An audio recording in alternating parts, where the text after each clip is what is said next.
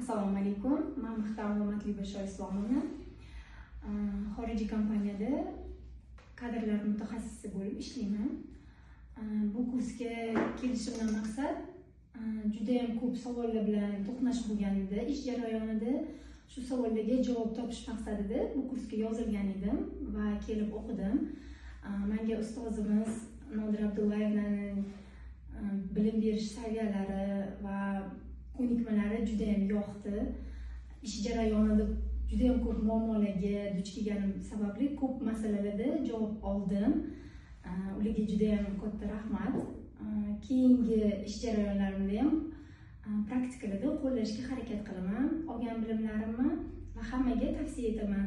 Boshlanadigan kadroviklarga, kadr xodimlariga va ishlash jarayonida bo'lgan xodimlarga juda ham kerakli maslahatlar va ish jarayonida qo'llanadigan materiallar bor.